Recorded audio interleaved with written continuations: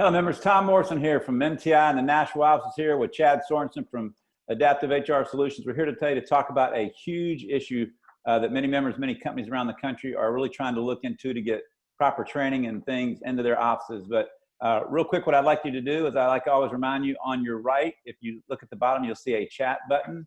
If you hover over that and click, the chat box pops up and you'll see I've already posted out, welcome MTI members, where are you listening from? Take the time to click on that button and chat and let us know where you're listening from. And if you have any questions to Chad along the way, please put your posts in there and we'll make sure Chad gets those answered. So the big thing for MTI happenings this month, F&A 2020 virtual starting September 30th to October 2nd. I just got finished uploading, our team did the 38 virtual sessions. They're gonna be in there, as well as the 4 live sessions, as well as looking at all the 90+ exhibitor booths that you have access to. You're going to want to get your teams included in that. You go to furnacesnorthamerica.com. It's got all the details. You can see all the sessions that are going to be there and all the exhibitors that are going to be exhibiting. It's a one-stop shop for 72 hours, for 3 full days, 6 hours a day. You're going to be able to go in and out of sessions and exhibitors. You're going to actually be able to video conference with exhibitors if you want to contact them. It's like being right there in the exhibit hall if you'd like. So go out to furnacesnorthamerica.com. Watch the video, see the highlights, and register your team. Today, we got special pricing for MTI members, so take advantage of that. So today, we have with us, to get into the big topic, we have with us Chad Sorenson from Adaptive HR Solutions. Chad, I know MTI has endorsed you in terms of you being on one of our support team partners, helping members in their HR issues. So give a little background for anybody that has not seen you before about who you are. Sure, absolutely. With the 20+ years experience that I've had in human resources, been there, done that's one of the phrases that I always like to say. Whether it's leadership development or management training, sometimes it's that supervisor 101, or we get into those specialty things like performance management and how can we tweak what we do with our employees to make sure we're getting the most out of our employees and they're not a hindrance, but rather they're an asset to our organization.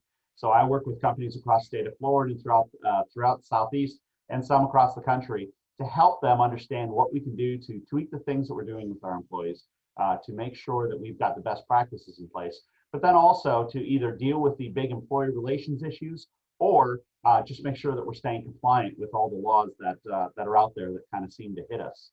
Recently, in the past few months, been dealing a lot with this COVID thing, and the COVID thing will also lead into a lot of other issues, and that's why we're here to talk today.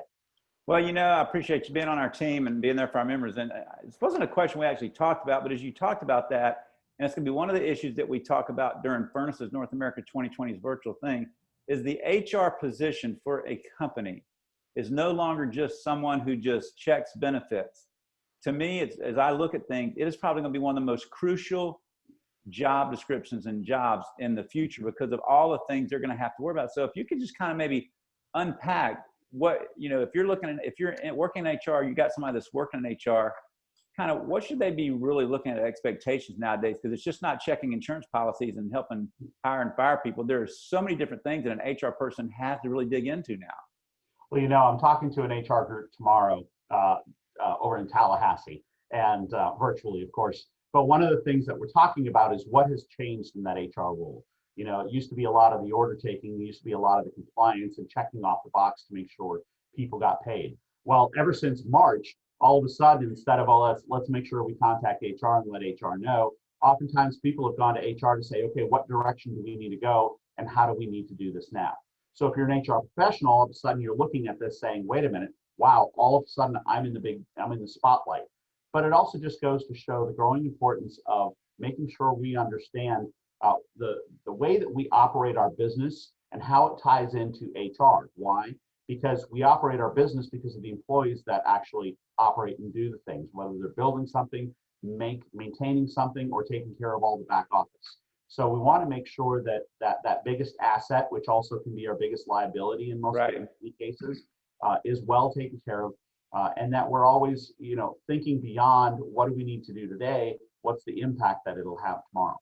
Right. So now, in this moment, I mean, this year, race, respectful behavior, civility, just everything outside the company is taking place at home, around the country, in a lot of different places. And as one of our good friends that MTI knows well, Dr. Rick Marks, who does our Yes Manager training program, session 3 on emotional intelligence in the workplace, he always says, what plays itself out at home will eventually play itself out in the workplace. So people come to work with a lot of this stuff in them. And so with the diversity that we see in a lot of workplaces, there's a lot of things that used to be tolerated 20 years ago, whether good or bad, that, you know, were just tolerated or just were okay with people, that today are deemed insensitive and offensive, and many of them are sensitive and offensive. So, but the question is how do you get people who have been conditioned to see things as okay for 20 years that all of a sudden, and I've actually had some calls which prompted this webcast as to people who made comments that were, you know, 20 years ago were not out of line, but today they're very out of line. And I would agree with that. So when you're looking at that process, when do you know that managers need to have adequate training to be able to lead people in this environment? Well, I think we need to know that everyone needs to have that training, because we don't know what's going to happen. I mean, you take a look at, like you mentioned, what's happening out in our neighborhoods now, or in city centers. We take a look at what we hear on the media all the time. We take a look at the tone and the tenor of what happens on social media. And of course, we say, all right, well, that's out there, and this is in here in the workplace. Well, frankly, it all carries over into the workplace, because those resentments, the biases, the hatred, the loathing, those type of, if someone has that type of mentality, they're going to carry it into the workplace. So for managers, part of what we need to make sure happens is that they can recognize some of those signs. And it may not be overt signs where someone is yelling at someone else, but rather there may be little things that are happening in our plants, in our manufacturing facilities, in our offices that say, hey, I got a concern about what's going on here. And unless we train managers to do that, they'll say, oh, well, it's just Bob being Bob, or Susie being Susie. And we've got to get beyond that to understand what's that ramification that happens. Because there's a lot of things that can happen. Because if we take a look at the workplace, what can it lead to? It can lead to hostile workplace claims. It can lead to workplace violence. And if it doesn't even get to that level, it can lead to general rudeness, which, by the way, all of these things can have a huge detrimental impact on the profitability and on the operations of an organization. Right. So where should training start? And I mean, should it spread through the company wide so everybody gets to be a part of it? So there's kind of a culture of civility and respect and sensitivity. Oh, absolutely. I think, you know, training needs to start at the top. It needs to start with upper management. It needs to start with what's in our mission, our vision for our organization, and then that flows through the entire culture of the company. I always say that when we go out to do training for this and we talk to organizations, say, hey, what's important? Well, let's first start with managers, so that way managers and leaders, so they can recognize and understand what we're talking about in terms of civility, in terms of rudeness, in terms of insensitivity. And I'm not just talking about, you know, sensitivity training, because people hear that and they're like, okay, great, HR is coming in to do another training. Right. Speak during the class, because we normally do anyway. And instead, what we want to do is really get in there and saying, okay, let's recognize this issue. Let's first, you know, the 12-step programs. First step toward recovery is recognizing that there's a problem and that you have a problem. Right. First step toward resolving incivility in the workplace is recognizing that it exists. So how do we do that?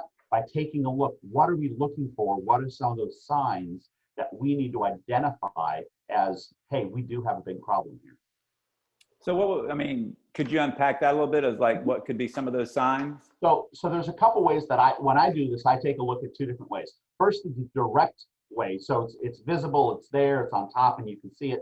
Then there's the indirect side. The directives are disruptions, where people are having arguments, or there's disrespect, not just between employees and supervisors, which sometimes, you know, you can beat these heads together, but there's disrespect among employees with each other.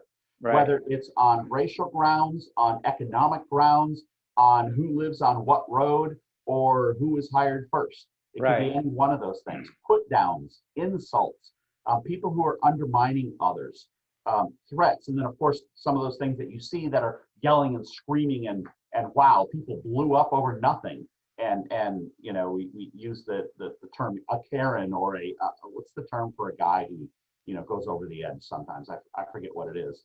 But, you know, but it's just someone who just, wow, did you really need to do that? Right. They have no control over what's going on. That's the direct side. Those are the sides that we can see. The indirect side is more of that passive aggressive behavior that happens that we may not see on the surface. We think things are fine, but sometimes it's the visual cues, it's the look, it's the type of thing that you get that someone's thinking it. An indirect way, or people who interrupt others all the time, and they won't let them finish a thought because they got to get theirs in. Sometimes it's asking for an opinion from someone and then completely ignoring it. They start talking, they walk away, or they hear that opinion, but it doesn't change anything. There's no recognition of that opinion. Of course, condescension. And then finally, you're having a meeting, you got two people who are, or someone who's talking, you got two others back here who are just talking the whole time. They got these little sidebars that are going on, and they have no respect for what's going on at the front of the room. So how do you deal with the person that you got that's made, like the couple that I've heard of, where someone just out in the plant made a general comment that, like I say, 10 years ago wouldn't be seen as offensive, but it is highly offensive today. So, I mean, how do you coach someone through this, got the mentality, and how do you deal with that? Well, of course, the favorite HR answer is it depends. First, one of the things that I'll always say is don't ignore the issue. Don't assume that it's the first time that someone has said that.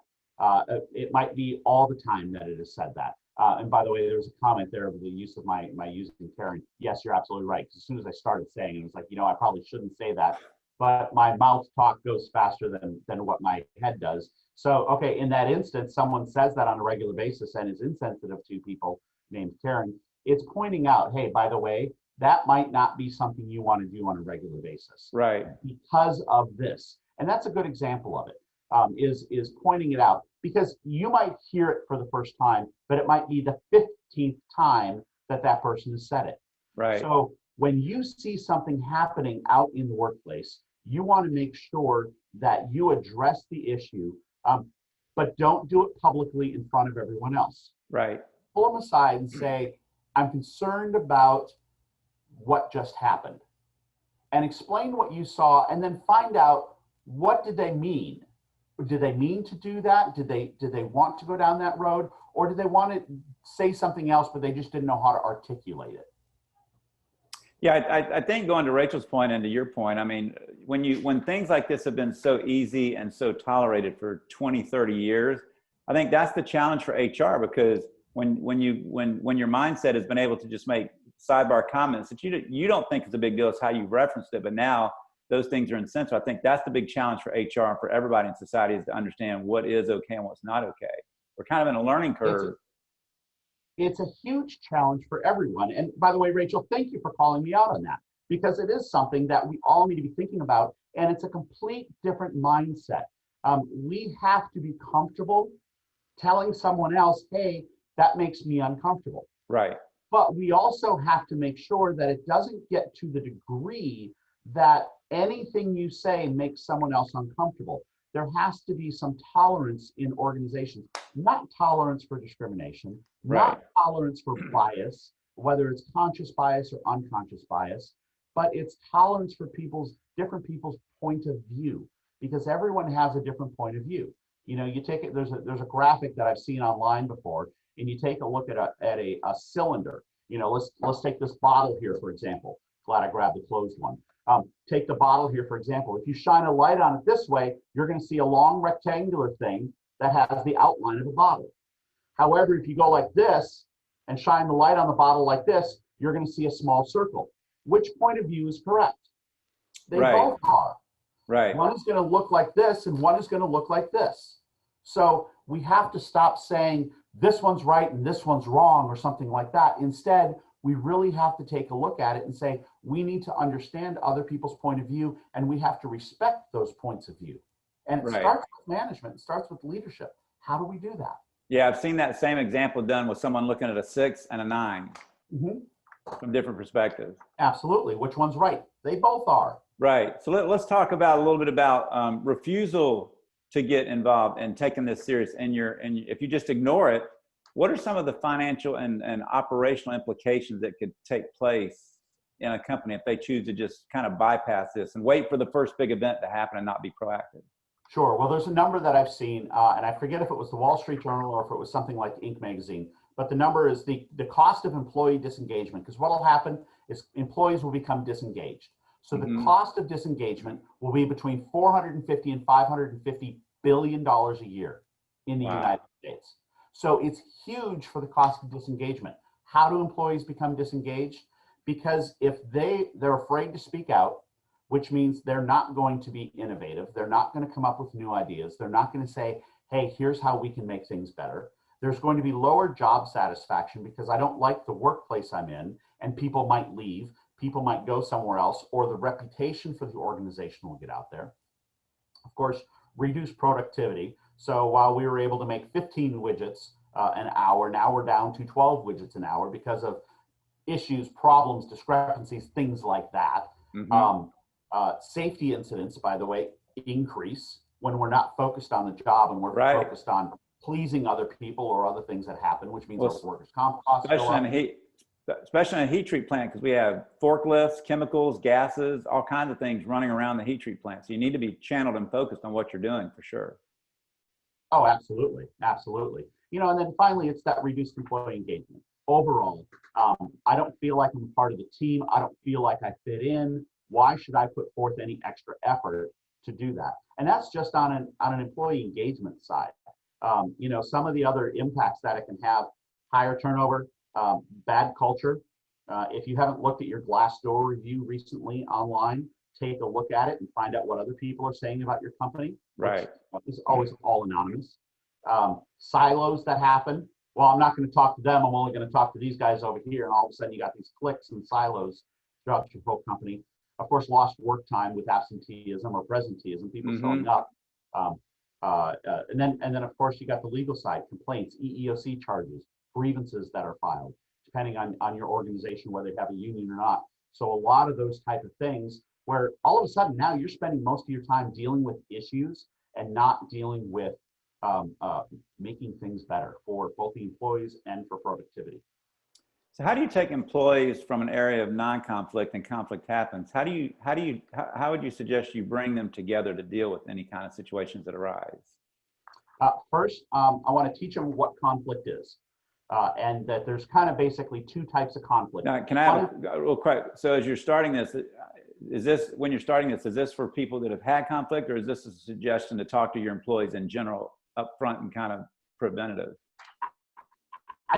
I think addressing it first before there's conflict is important, because then people can recognize it a little bit easier. So doing the proactive side before we get to the reactive. Proactive is letting people know conflict is okay. Conflict can be good. There's substantive conflict. So what's the best way to do this? One person says this way, one person says this way.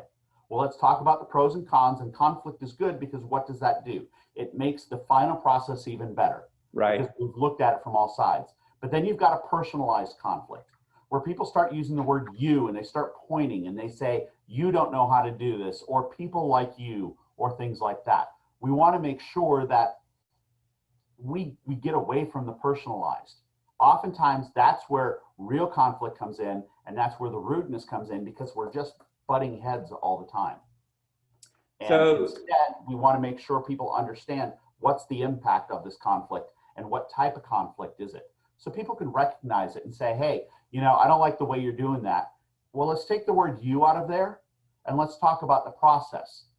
I think the process can be improved instead of making it someone else's fault. So a big comment I hear every now and then too is, you haven't been in my shoes. You don't know what I'm feeling. So does it make sense to, when that happens, to, instead of trying to push or placate them, to say, you know what, I haven't been in your shoes, share with us what's your shoes like, so that people, I think what we lack today a little bit is an understanding of where people have come from. Understanding and tolerance. We don't all come from the same place. When I do a talk on diversity, diversity is needed in organizations for us to be able to be even better than what we are right now. Right. We have a whole bunch of people who think the same way, look the same way, and act the same way. We're only going to put out one product or one service, and it's all going to look exactly the same. Right. And we're not going to meet the needs of our consumers or our clients. That people that people that don't look like us don't want to buy. Exactly. Exactly. That's great. And that's why you see it. I mean, we're going to touch the topic of the third rail, religion, right now. Yeah. You don't see a lot of diversity in a lot of different churches. Why? Because people are uncomfortable, right or wrong or anything else. It's just one of those things that churches work on a lot. Right. Well, it's the same thing with businesses, that you cater to clientele. Well, what's that clientele? And a lot of that's consumer based as opposed to business, but business to business is the same thing. And that's where this industry is business to business. And we need to make sure that we meet the needs of our clients, and that our clients and customers want to come to us. So Right. we have to make sure we have this diversity. But the whole you haven't walked in my shoes, you don't know what I've been through. Well, frankly, you don't know what I've been through either. And Right. there are a lot of different things that people have been through. So instead of trying to compare ourselves to each other, instead, let's take a look at what we do have in common, and let's take a look at how your differences and your experience can benefit the organization, just like my differences and my experience can benefit the organization as well. Right. So a little bit of that understanding, it means someone has to kind of be transparent and share a little bit, so we do understand, because you can't understand what you don't know. And Correct. what that requires is a huge amount of trust to the organization, trust to your boss, trust to your employees who you're sharing. So how unpack the whole trust element inside this topic? Sure. I mean, when we get to trust, there has to be trust there. If I don't trust my employer, if I don't trust my supervisor, if I don't trust my coworkers, I'm going to be very, very careful about anything I say or do or how I act, because I don't know what the reaction is going to be. Right. So when we start with it, what's the one thing we can control? Ourselves, our actions and our reactions, the words that we say and the words that we choose not to say. That's what we can control. But one of the things that we want to make sure that we do is we want people to trust us, but it's not something that I can go get from someone. I can't say, hey, Tom, I want you to trust me. Right. No, that's not how it works. I first have to exhibit trust in you, and in return, hopefully, at some point, you will trust me. So we've got to build that up. And it's not only earning the trust of others, but we need to give it out to someone else. We also need to trust ourselves, that the decisions we're making, that the actions we're taking, we know what we're doing, we know why we're doing it, and we're giving well-educated and honest answers for what we do. Right. I tell our folks this all the time. Yeah, you want a seat at the table, not a problem. But before you say anything, do you know what you're supposed to be saying? Do you know how to talk in the terms of business? And that's what business owners want. And the term of the language of business is money. How does this impact the bottom line? How does this impact revenues? How does this impact our future of the organization? Because business owners are always looking out there saying, well, you know what? I've got 42 employees, and I have, out of those 42 employees, another 28 dependents. I got 70 people depending on every decision that I make. So everything I do, I need to think about money, because I need to know how it's going to operate, how it's going to work. Right. Going out there. When I look at culture, when I look at customers, when I look at new business plans. Well, it's the same thing with this. If employees don't trust the business, which means it's the company as a whole, the upper management, and it's their direct boss, if they don't trust them, they're not going to put their neck out on the line out there. And you kind of have to have this trust bank account. Sure. I need to keep making deposits into this trust bank account because of everything that I do. Because when I slip up, when I mess up, when I say something wrong, when I do something, it's going to take a withdrawal out of there. And if I haven't built up enough trust and enough everything else on this side, the withdrawals will go negative, and the reputation's gone. Right. Instead, you need to build that up, so that way, when something happens, by the way, companies, no matter what you try to do, it may happen sometime. It's like the layoffs that happened in 2008 during the recession, 2007 and 2008. I had one business owner go out and say, this is the only time we've done a layoff, and we're never going to do this again. And I counseled them, don't say that, don't say that, don't say that, because 3 months later, he had to say it again. Not an absolute. Yep. All trust was gone. So, well, everybody got to learn. It takes 10 years to build trust and 10 minutes to lose it. It only takes one key event to lose it. So, so if you're in HR and you're the boss and you begin to see elements of toxic behavior around your organization, are you living in a toxic kind of plant like that, how do you, I mean, I know we got people that are probably focused on HR in here. So how does an HR person even approach, because you got some bosses that's how they grew up. You live in a manufacturing plant, you live in a world that's really kind of toxic and just stuff slamming back and forth with comments, and some people laugh at it, some people don't. That's a dangerous place today. So how does an HR director go to the boss and kind of approach them on, hey, we got an issue and we need to begin to change it. We're going to run into some big issues. Well, that's the first, is exactly what you said, is coming in to say, hey, there's an issue. Hopefully someone will recognize that. If not, then part of what we need to do is we need to walk through what may happen in the future. What might happen if we don't address this issue? What's the impact? And we talked about some of those impacts at the beginning, but what's the impact? What happens in the future if we don't address this? Talking about productivity, talking about losing key employees who are just sick of it, talking about EEOC complaints or state Department of Labor complaints, things that can happen with lawsuits. Part of what I do is if I've got a business owner, and sometimes I have this, and sometimes it just takes a while for something to get in there because they're so ingrained in what they do.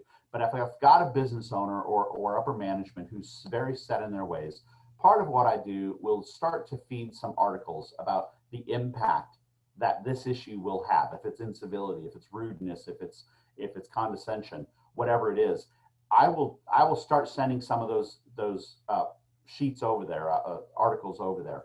The other thing that I'll do is also then point out businesses that have been sued by the EEOC. If I think it's going to lead possibly to a claim, I'll find some examples. By the way, as soon as the EEOC decides to file suit, what's the first thing they do? They put out a press release with your company's name on there and make sure that anyone and everyone in the world knows what you did wrong and that you decided you didn't want to settle and you wanted to go all the way to a lawsuit. Right. And then when it's done, they'll also put that press release out there. Unless, of course, there's no settlement and they didn't find in favor of you, EEOC won't put out a release then. Right. But the reason the EEOC does that is because they want to make sure other companies are aware of the potential issues, because I know in the end, EEOC would love it if there were no lawsuits because there were no issues.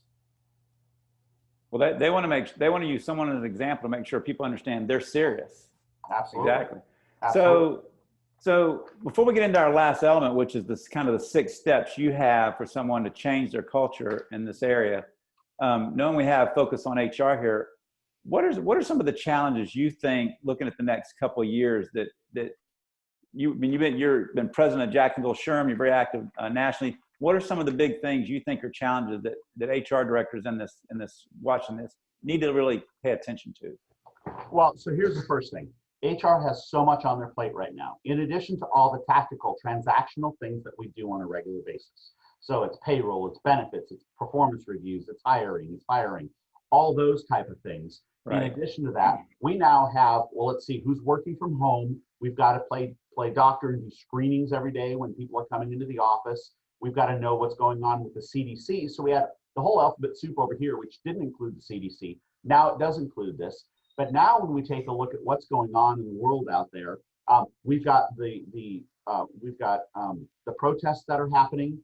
We've got employees who want to make a political statement inside of our workplaces. Right. We've got to deal with that. Right now, there's so much that's coming down on, particularly in HR. You've got to address this and this and this. And there's so many things. You stop sometimes and say, where do I start? What do I do? And I always say, let's come back to the basics, and let's make sure we're doing the basics well. And that includes ensuring we have a great culture within our organization, because that culture can lead and solve a lot of problems that are out there. We're gonna have a lot of nitpicky stuff. A lot of people have revised dress codes because they didn't want to bring the political statement inside. They wanted to leave that check at the door because they know whatever they did, some of the people were going to be happy with it and some of the people were not going to be happy with it. And you see it in every organization. And so I know a lot of HR folks are trying to thread this line and figure it out, but we can't do that without ignoring and recognizing that some people are on this side and some people are on this side. And there's a group of people in the middle who don't care. Right. They're like, can y'all fix this? Exactly. And HR says, yeah, let me whip out my magic wand and we'll fix it. Abracadabra. Absolutely. And it doesn't get fixed. But it's something that More important than ever, we can't put our heads in the sand. We can't ignore the issue. So Right. then what do? We talk about what is it we can do with our culture. What can we do in terms of inclusion? Because you hear a lot, 5 years ago, 10 years ago, it was all about diversity, Mm-hmm. diversity. Well, now it's about inclusion and diversity. Mm-hmm. And a lot of folks are talking about both of those things because we don't want to just talk about what's different about us. We want to bring people in. Right. Let's recognize those differences. Let's recognize that people are on different sides. Let's recognize that people have different shoes that they've all walked in. And let's acknowledge that. And let's say, how can we now use that to better our organization? Right. So let's get to the answers at the end that I think you have. What are the 6 steps, the 6 keys that you really impress on business owners and HR departments to really have that place of civility, respect, and sensitivity in a culture? First one is understand that there is an issue out there, and that it's in your organization as well. And if you say, well, it really has an impact on my organization, have you talked to the people in your organization? Now, I'm not saying it's at a very high level in every organization, but there's something that might be going on in there. So first we have to identify that there is. The next part is civility has to be a part of our culture, which means that leadership needs to model this. Leadership needs to be on the forefront of this, and we have to learn how to be civil with each other. Sometimes, how do you have a conversation with someone completely different? Right. You have political point of views. And we heard a lot this week about Justice Antonin Scalia and Justice Ruth Bader Ginsburg, and how they politically were on complete polar opposites. Right. Yet they had a friendship and a bond that was inseparable. They ate dinner together, they had lunch together, they chatted, they talked, they did things together because they had this friendship. Now, one, of course, in civility, that's what you do. You can sit on the bench and argue both points of view, but when you're done, you shake hands and you say, hey, good discussion. Now let's go have a burger together, or let's go have a drink together, or something like that. We have to teach people how to do that. The third step is acknowledge that there is conflict and accept that there's conflict. There's natural conflict, there's good conflict, and there's bad conflict. Yep. And we have to recognize that, because I hear some organizations sometimes say, we've got to get rid of all conflict, all conflict. Well, that means you have an organization full of yes men and yes women. And that's not what you want, because you're not going to improve. You're not going to recognize safety hazards. You're not going to do the best that you can for your customers. So on that note right there, so do you feel it's important for a company to find a way to provide a safe environment for someone, to talk to the entire company, the group of employees, and say, we want to make this a safe space, that if you have something to say or feel we need to look at something, well, we've got, maybe it's a link on the website or it's a special email, but a place where people can feel trustworthy to share, because they know the company's going to look at it, consider it, do something about it, or at least come back and say, you know what, we did our due diligence and we don't think that's a big deal. You think companies should take that step to provide kind of an open space, safe space for people to communicate? I think absolutely, because I think there are too many organizations, too many opportunities for organizations to say that it's out there, but require so much of employees to say something. A larger organizations oftentimes will have hotlines, and anonymous things can come in. And by the way, the hardest thing to investigate is an anonymous complaint. Right. Because you don't have anywhere to start. You have to go based off of that, which means your investigation is going to be so much wider than what you really want it to be. Right. But you want to make sure that you have that. I just reviewed a company down in Ocala, or in Alachua. They here in Florida, they have a talk to us policy. They wanted to know, is this good? Does this work? And we looked at it to talk about where can someone go if they have an issue? Where can someone go if they have a complaint or a concern? And how is that done? And in there it says, nothing is going to happen to you if you bring this concern to us, right, because we want you to come talk to us. So we have to make sure leadership knows, don't shoot the messenger. Right. Right. So I think you're on number 3 and you had 6. So I just finished 3, and that was accept conflict Yep. as natural. The fourth one, set ground rules ahead of time to deal with conflict. I always like this when I bring a team together, whatever kind of team, and it doesn't necessarily start with conflict, but it's, what are the ground rules for this team? We're all here together. All right, so one of the ground rules, if one person leaves, we all leave, because everyone's opinion is important. So if we're in this meeting room and one person has to leave, we all take a break. There are no phones in there. So there's a number of different rules that you can put in there, but also some rules about conflict. We accept everyone's opinions. We accept everyone's ideas. We want to hear them. Now, whether we agree with them or not is a different story, but there will be a process and a way to deal with conflict. So you set that ahead of time, so that way you can say, hey, by the way, I want to point out, these are the rules that we created, and I want you, we agreed to follow these rules. So step back in line because you got a little bit out of line, and let's make sure that we take a deep breath and approach this the way that we all agreed ahead of time, right, before we even had conflict. right. Fifth one, reward successes. When you see successes out there, when you see people who did it right, when you see two people who are complete opposites, Right. getting along and doing something, recognize that and say, hey, by the way, thanks for doing that. You're modeling the behavior we want everyone else to model. Can we recognize you guys publicly for that? I'm like, yeah, sure, okay. Or they say, no, we'd rather not. Okay, fine. Right. So we can talk about it in different terms, but when you see successes out there, when you see a team hold itself accountable to the rules it created, then we want to reward those successes and recognize those successes. Because reward doesn't always mean money. Reward doesn't always mean a prize or a trophy. Right. Reward can mean a bunch of different things. And then finally, as part of the culture, we need to understand that success and civility breeds success and civility. And the people in the organization, from the top all the way down to the person just hired, or the candidate who's applying, need to understand, here's what we want to focus on. Here's what we want to make sure that people understand. It's Right. like one organization. The owner of the company is a hard nose about being there on time. So how do we tell that to new employees coming in so they don't show up a couple minutes late?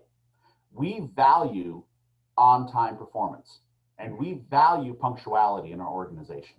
So we talk about it from that point of view. So that way they don't even have to suffer the wrath of the owner looking at the timesheet and saying, Bob, you were 3 minutes late 2 days in a row. What in the world's going on? Do you not want your job?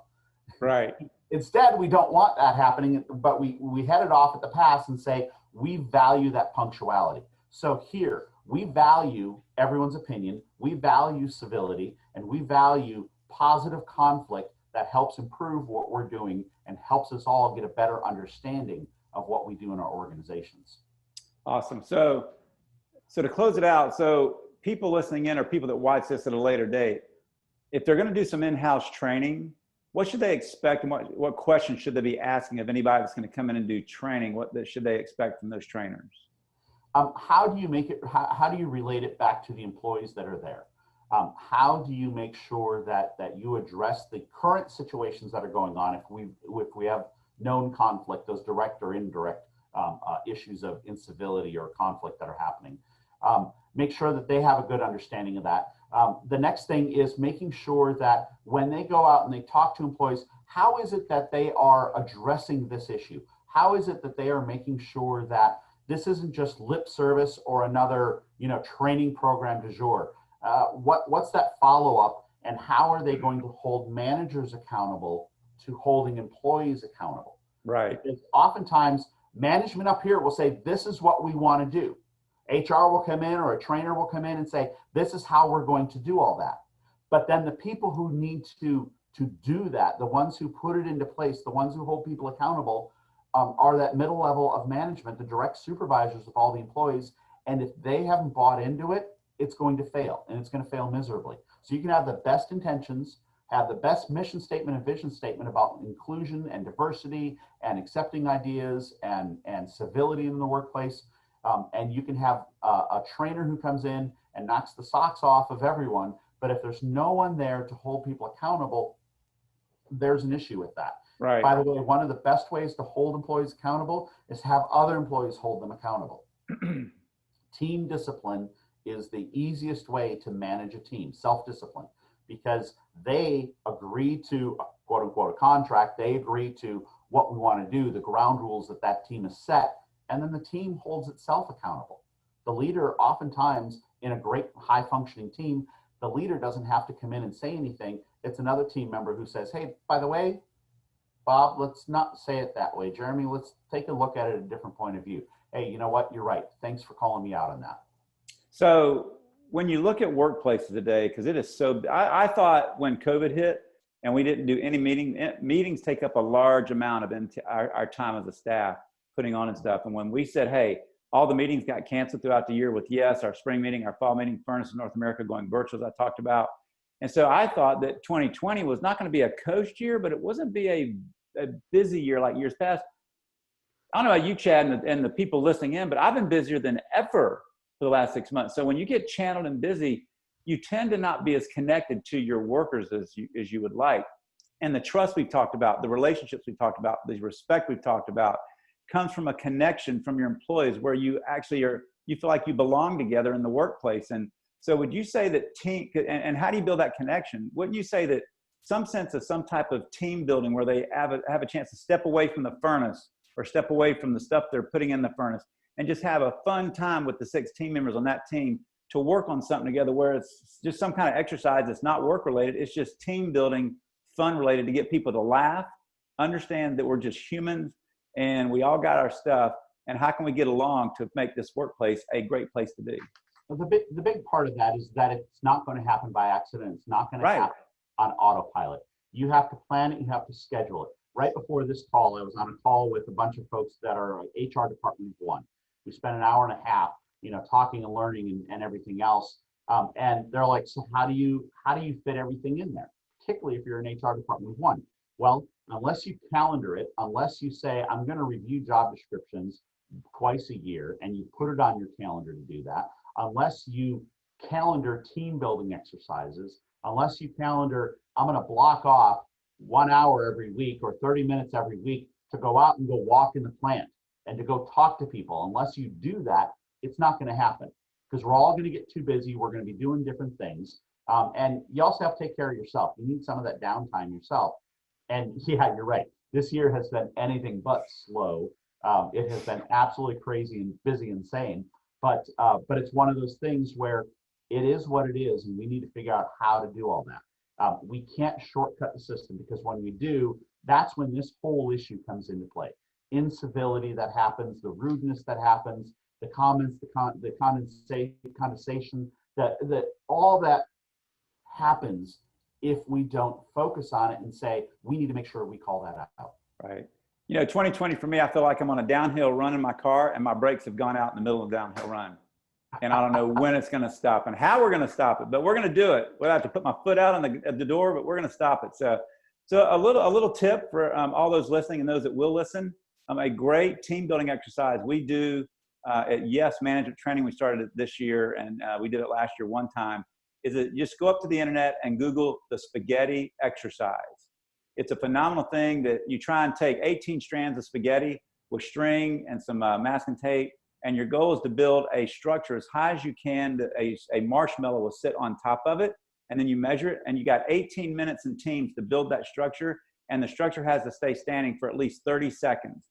And I've seen literally people have it when we press stop, their structure's up and they've got something and it's like 25 inches high. And somebody over here's got a 10-inch high. And the one that's 25, all of a sudden at 20 seconds begins to fall and it falls 29 seconds, they lose. But that's a great exercise.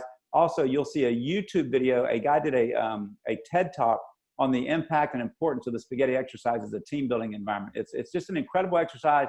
It takes 20 minutes out of the day, and you can easily do it right in your office in a plant somewhere in the lunchroom or whatever, and give the team a reward of a team of 4 or 5 people who can build the tallest structure over the course of a month. So just a fun exercise to do that team building, that connecting thing. So Chad, we've come to the end of the tunnel. So the one thing leaving this talk that you would say to everybody listening in, what would that be to walk away and move forward with a great culture of what we're talking about, of civility? Put together a plan to bring people together within the organization, a cross-section of people, decide and figure out what is the culture now, and is that the culture you want to have in your organization? And if it's not, what's the process to get to where you want to be? And the civility discussion is part of that, but there are a lot of other things that go into it.